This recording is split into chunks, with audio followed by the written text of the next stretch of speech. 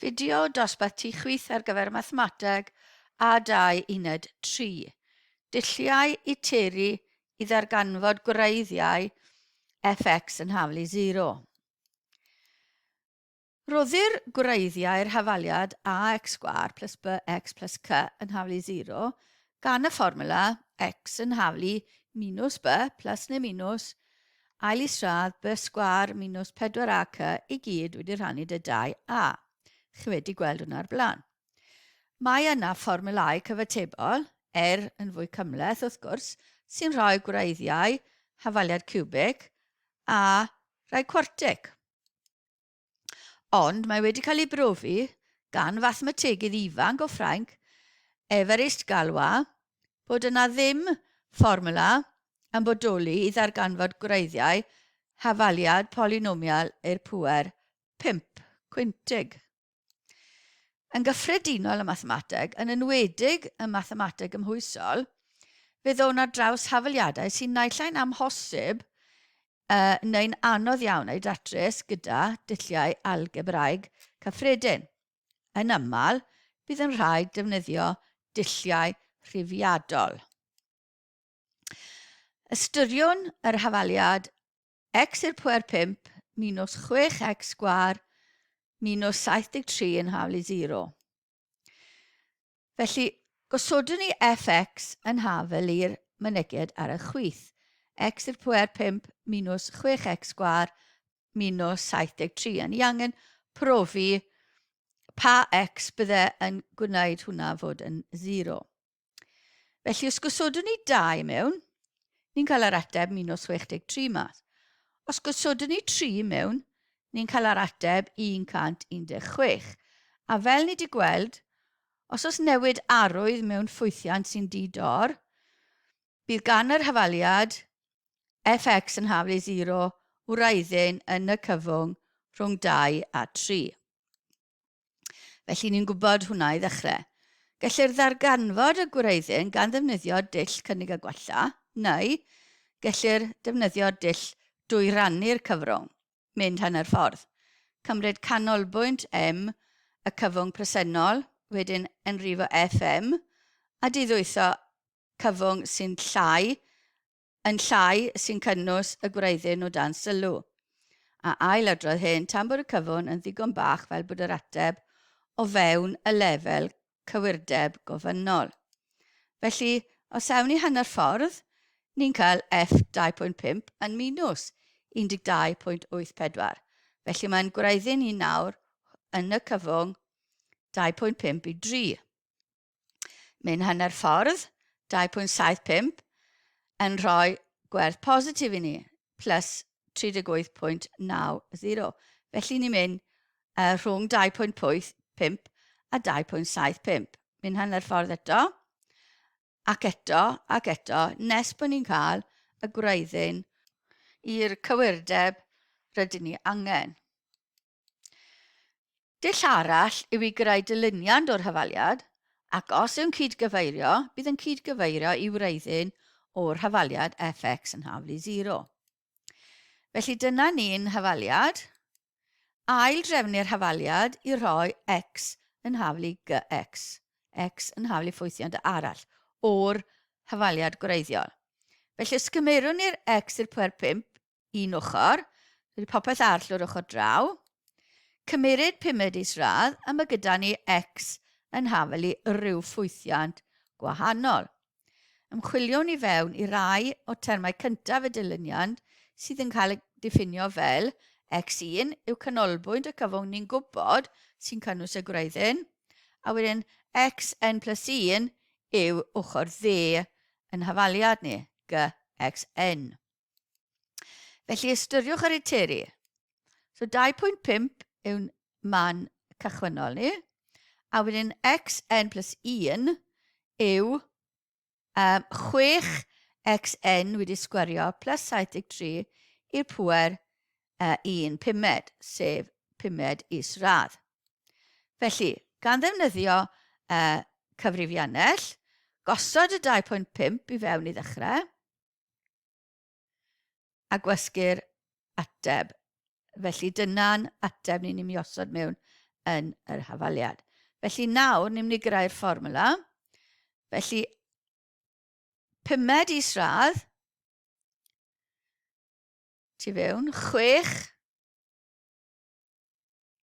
lle os yw'r ateb di sgwario, sef y 2.5 di sgwario, plus 73, a dyna beth ni angen, a gwasgu hafalu, a hafalu, a hafalu, a hafalu, a chi'n gallu gweld y rhifau yn dod yn agosach ac yn agosach at 2.572. Felly, ni wedi dod o draws y rhifau yma trwy ddefnyddio cyfrifiannell a dyna'n dull literi ni. Felly, ni dechrau gyda 2.5, 2.56, 2.57, 1, 2.572, ac yn y blaen, nes bod ni'n cael yr un ateb i 5 lledegol 2 o weithiau.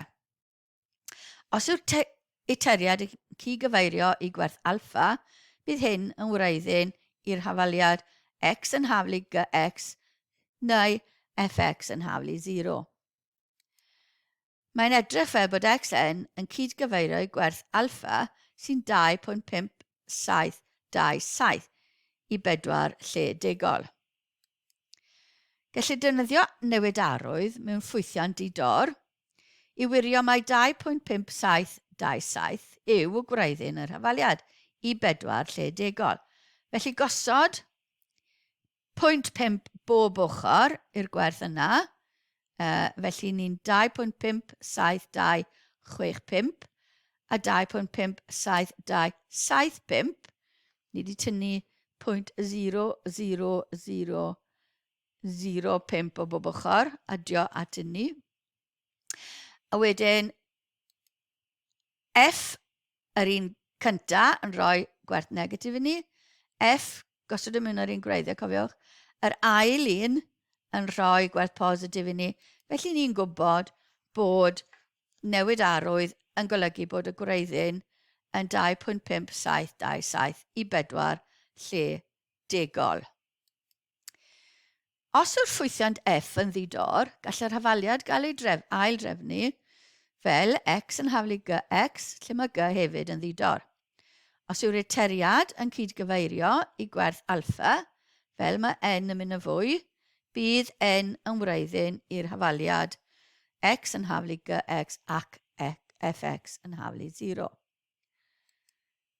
Fel mae n yn mynd yn fwy, mae xn plus 1 yn mynd tuag at alffa, sef y gwreiddyn, a xn yn mynd tuag alffa hefyd.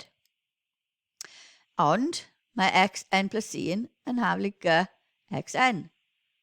Felly, mae n yn mynd tuag at anfeidredd yn golygu bod gxn yn mynd tuag at g alffa, a gan fod xn yn mynd tuag at alffa.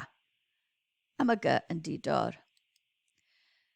Felly, os yw n yn mynd tuag at anfeidredd, bydd yr hafaliad xn plus 1 yn haflu gxn yn rhoi alffa yn haflu g alffa.